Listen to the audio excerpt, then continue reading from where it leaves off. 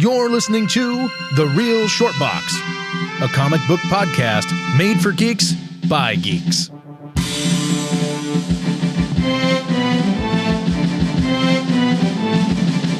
Hello, everybody. Thank you for tuning in and listening to us.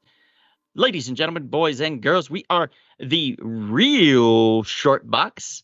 My name is Donald, and I am here with Courageous Kevin and Big Sal the Night Owl. So thank you, gents, for being a part of this. It's gonna be a good time. Absolutely, good time. It's gonna be a great time. I have my pants halfway off. Kevin has them on his head. They're my pants also, which is weird. So mine are halfway off, but also on his head. So the way we've positioned ourselves to both speak on the same mic is very interesting. Well, that's in your dreams. I know you have these dreams that don't make any sense. Why would I dream about that? That'd be the weirdest friggin' dream to ever have. It sure would be. Sharing pants with Kevin, but they go on his head instead. Yeah, you guys are very talented. That's all. Too many times of me calling him a butt face, huh? Like, yep. What are we talking about today, gents? Cartoons that discontinued and we want brought back. Mm-hmm. Yeah, pretty much. So we were talking about X-Men 97 and how, like, it came out, in 92, if I recall. It came out in 1992, and it lasted until 96, 97? 97. So then they were like, well, the next season didn't come out, which would have been X-Men 97 in the fall. They canceled it, so we never got that story. So X-Men 97 did something pretty ingenious. They picked up where the original left off. Now, albeit there were some differences. Some characters were put in, some shoehorned into the series that you would not have regularly seen in the original that often. So it's nice, refreshing to see Morphus back.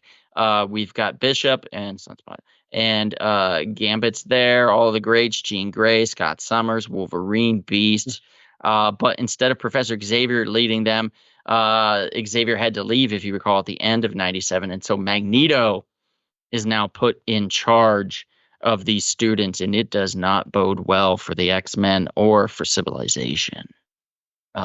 It's a great story. The first season was spectacular. I thought they did a really good job of balancing the story with kind of the things that are going around the world today, and with a little balance of humor as well, and a lot of action and some big surprises, guys. So there may be a few spoilers thrown out, guys. So if you haven't seen all of X-Men 97, you may want to tune back in once you have. Go watch it now. We'll wait. Yeah, absolutely. Okay, thank you for listening to us and going to see that. We hope you enjoyed all of X-Men 97. Now we're going to get started. We're diving in. We were talking about it because Kevin was like, I want Batman the Animated Series back. And Big Sal was like, hell yeah. And I was like, well, guys, did you watch Batman the Caped Crusader on Amazon Prime? It just came out. And you're like, no, what? Yeah, they did another Batman series. And supposedly it's almost as good as Batman the Animated Series, which is shocking to hear. I don't believe it. But, I mean, seeing is believing. I guess I'll have to watch it in order to know. So does that mean we can't get Batman the Animated Series back? No. That just means Batman's really popular and we can get another Batman series. You can have two Batmans on at the same time. Who gives a shit, right? Mm-hmm. Like, what if Netflix was like, yeah, we want Batman the Animated Series to compete with Amazon, who's doing Batman the Caped Crusader? They could do that. Yeah, it makes complete sense. But then you had also mentioned that you wanted to do, what was it, Kevin? It was Spider-Man? Spider-Man the Animated Series. You want to recontinue? Yeah, how did that end? Do you remember how that ended? I thought it was the Secret Wars episodes. No, sorry. No, not that. There was a series of episodes where they had different Spider-Man type character. Almost like you see now with the Spider-Verse. Madam Web, I think she assembled a bunch of Spider-Mans and whatnot. Mm-hmm. I think that's what it was. I remember Spider-Man 2099 was actually in that episode, and I forgot who the other one was. I think it was actually the Ben Reilly Scarlet Spider, right, as well. And there was one more because there was four of them, weren't they? Yes. Yes, I can't remember. I recall.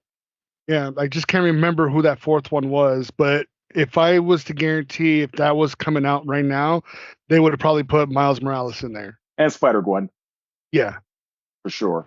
yeah. Absolutely.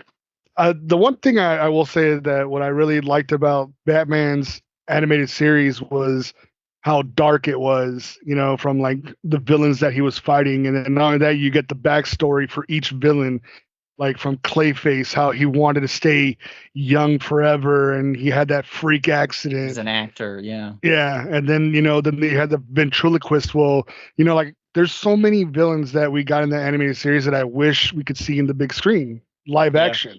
Yeah. Because I'm sick and tired of recycled villains. Let me tell you something, Sal. I created a web series. I don't know if you know this. It's called Blue Beetle Ted Cord Returns. It was 4 seasons on YouTube under Rumble Spoon Productions. You can look it up right now. It's right there. Mhm. But and in it, I put the Mad Hatter as one of the villains that I fight, simply because I loved the animated series and I loved how they presented the Mad Hatter, and I wanted to roll with that. So I rolled with that version of the Mad Hatter, played to a T by none other than Average Joe contestant Dennis Luciani, who was the Mad Hatter in my web series. So we had a celebrity, so to speak, in the series, which is really cool. And he did a fantastic job. I believe we even had Colin Bass was in that as Nightwing. Right. And I think that was, and I think he was talking about this. That was his first paid gig as an actor, was being Nightwing in the web series that I did for the Blue Beetle Ted Cord. So if you do get a chance to watch it, it is a kind of a soundless black and white old school westerny feel episode in it.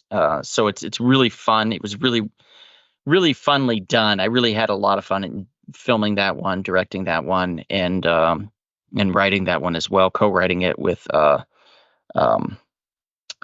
Michael. Jesus, why am I blanking on his last name? Mike. Like Wazowski? No. From Comic Smash.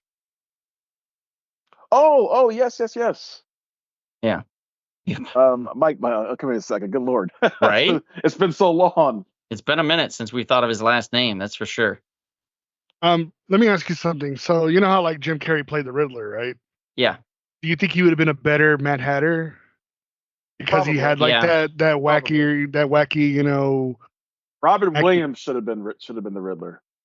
Oh my Freeman. God, Mike Freeman. Yeah, Mike Freeman. Took me Dude, Robin Williams as Riddler. He should have been the Riddler. Matter of fact, he was originally supposed to, but like they played him, and when they were going to really bring him in for the third Batman movie, which would have been Batman Forever and all, actually even before Batman Forever, it was still under Tim Burton.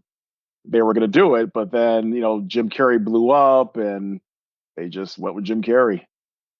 Damn. Yeah. I believe you. I agree with you though. Jim Carrey would have been a much better Mad Hatter than a. Because remember, he's the one that warped.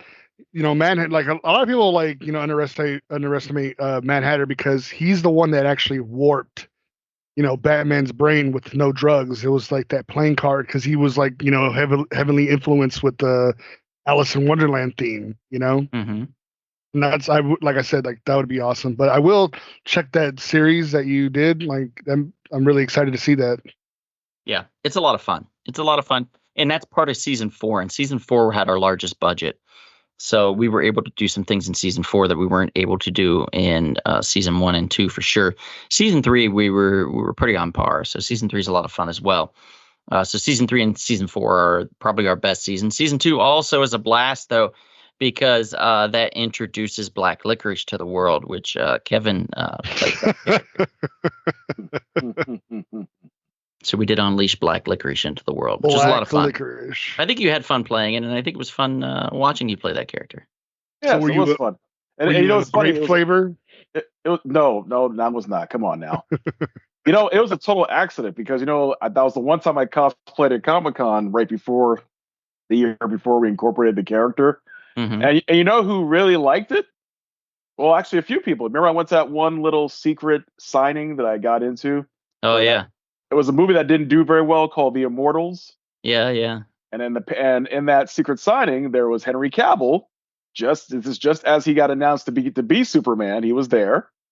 Then there was Steven Dorff, who was the best villain from the Blade series, who played Deacon Frost. Mhm. And there was Frida Pinto, who was the fine lady from Slumdog Millionaire.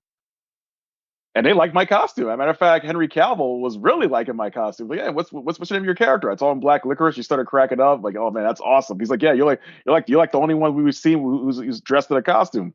So I had a good time just chatting with those guys. They were like really cool. I probably could have took a picture with them, but the security guards, of course, were really, really, hard. They were like, look, just get here, get your thing signed, and get out of here.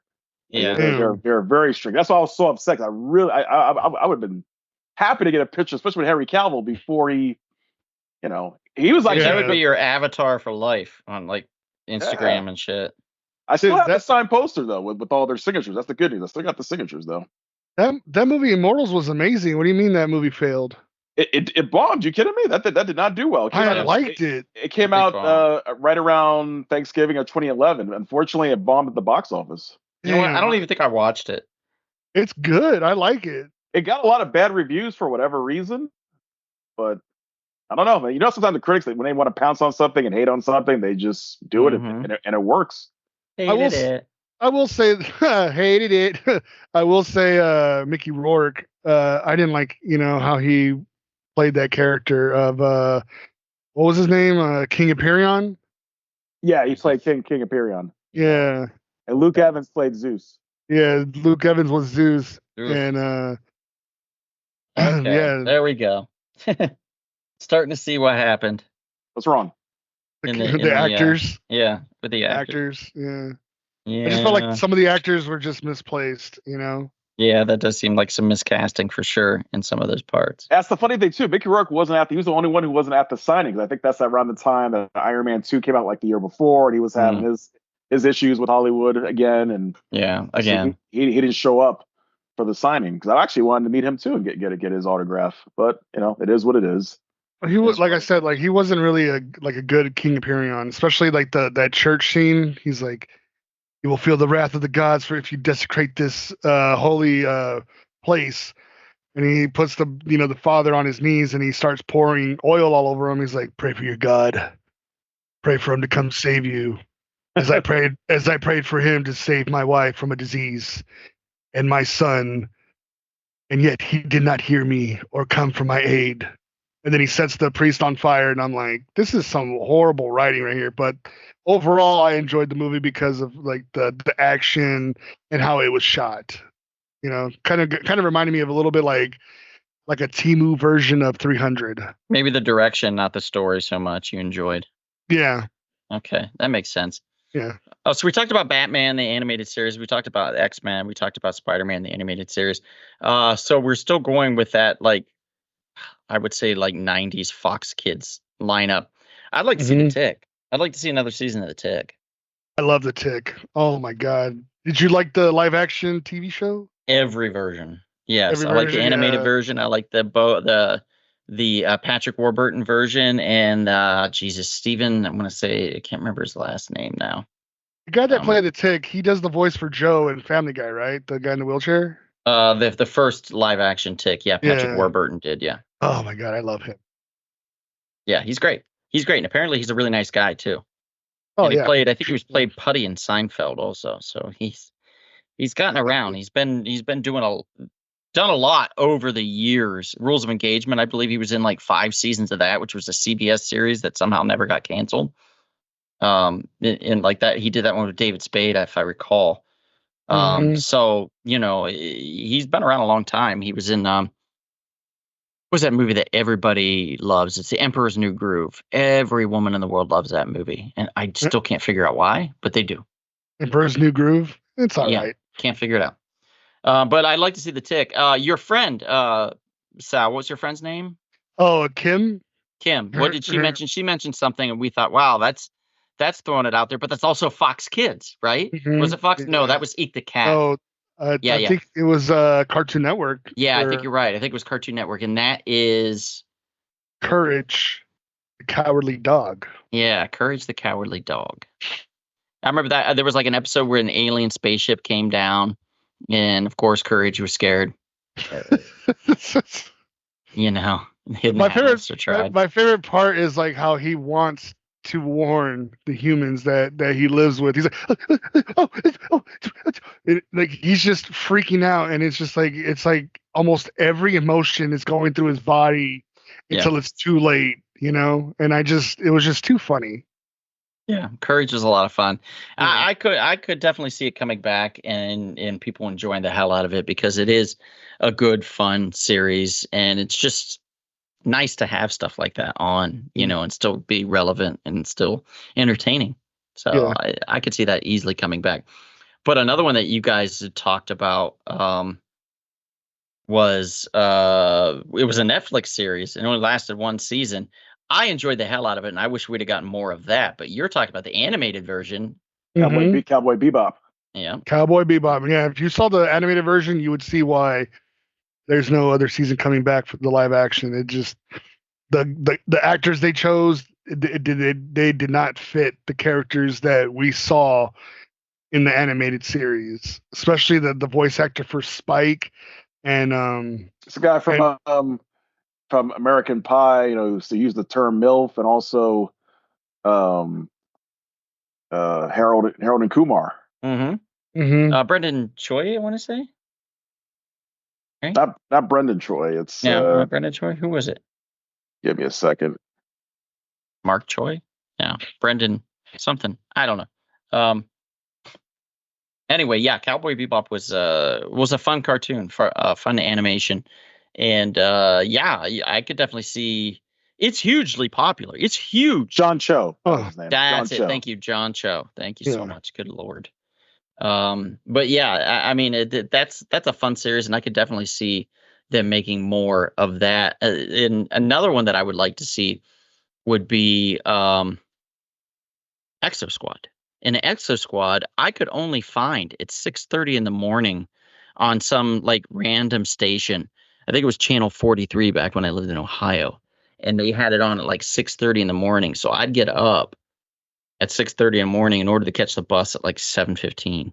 So I get up at like 6:25 just so I was downstairs in time to eat breakfast and watch Exo Squad. And I made sure I watched the entire episode. They had 2 seasons, canceled after season 2. The idea is it's set in the beginning of the 22nd century. There's an interplanetary war between humanity and Neo-Sapiens, a fictional race artificially created as worker slaves for the Terrans, which are the human beings. The narrative generally follows the Able Squad, which is an elite Terran unit of exoframe pilots on their mission all over the solar system, although there's other storylines that are all around it.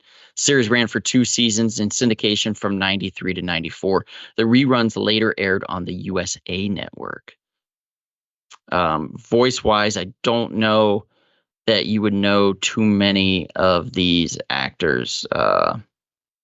Robbie Benson, maybe, and Michael Donovan, John Payne, but that would probably be it. It was great, fantastic series.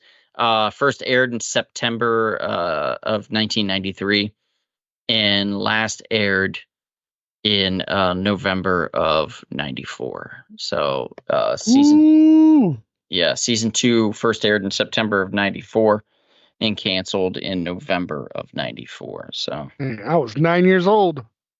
Yeah, you were pretty young. Yeah, you know, but I loved it. I wish we could have seen more. There was this show a lot of people don't know about. I hope you guys have heard of it or have ever seen it, but I would love for it to come back, and it's called Dino Riders. Oh, yeah, okay. Yeah. Dino Riders was so sick, especially like the what's it called? The lizard people. I forgot what the main bad guy's name. I remember I was talking to Kim about this, and it was like this alien race that was trying to capture like these humans, and they were like chasing them in outer space, and then the humans had like this like machine that was, not only did they go like light speed, but when they go light speed, they would time travel. Oh shit. And so what happened was that the lizard people attached to their ship with a tractor beam, while that machine was going into light speed into time travel, and then they both actually landed on Earth during the prehistoric times. And what they would do is that they had this medallion necklace that allowed them to communicate with the dinosaurs.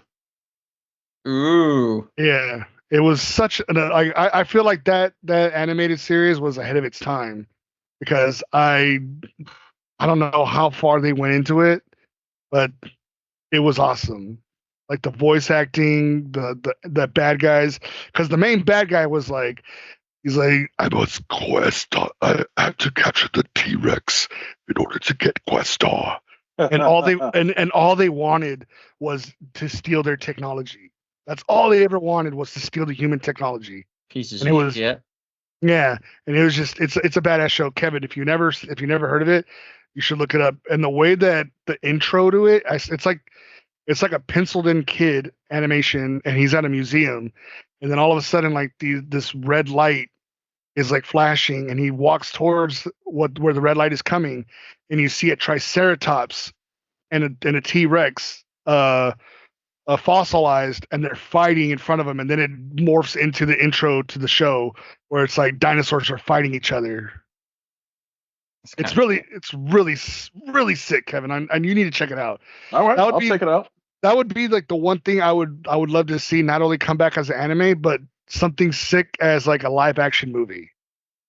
I just want to mention really quickly with Exo Squad, the second season drew to a close with the defeat with I think it was the Terrans, the humans beat the Neo Sapiens and liberated Earth.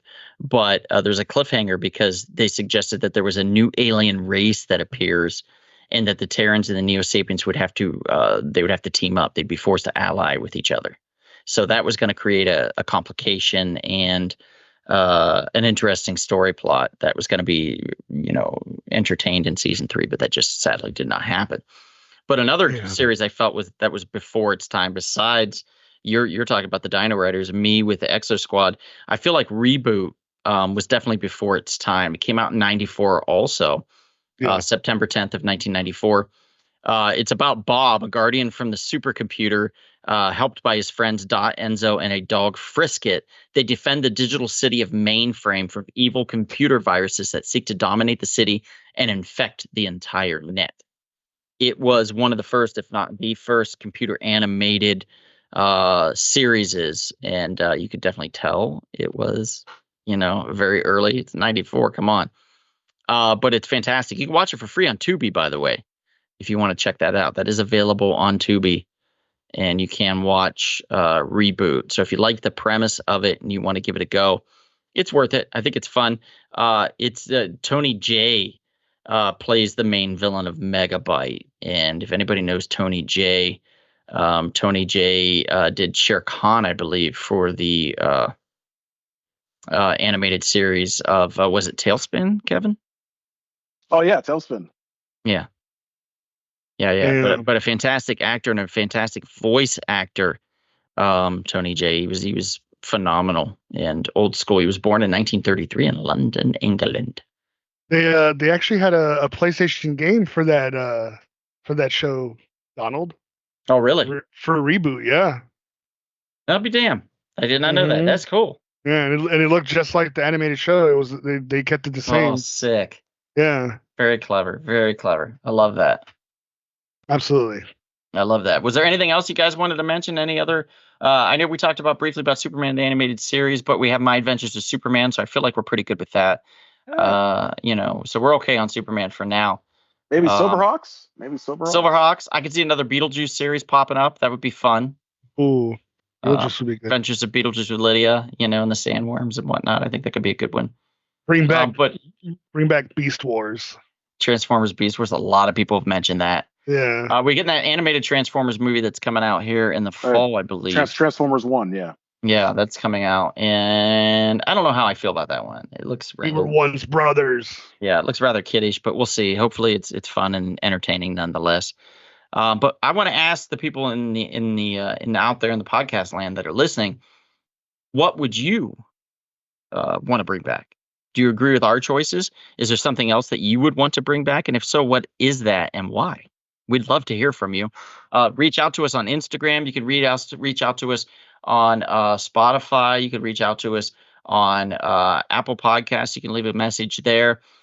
Give us a like, give us a follow, give us a star rating, whatever you want to do. You can comment on our YouTube page. We do leave this podcast on our YouTube page as well under Rumble Spoon Productions. You can find us there. You can also find us on Twitter, Facebook, and on Instagram. So please reach out to us and find us there. And if you can't find us on a podcast platform, message us, let us know, and we will guarantee to be able to get on that platform for you. Because we want you to enjoy, and we enjoy doing this. So with that, again, I'm Donald. I'm Kevin. And I'm Big Sal. And if we don't see you out and about anytime soon, perhaps we'll see you at a very interesting, mysterious, but always fun comic book shop. This has been The Real Short Box. We'll see you at the comic shop. Thanks for listening.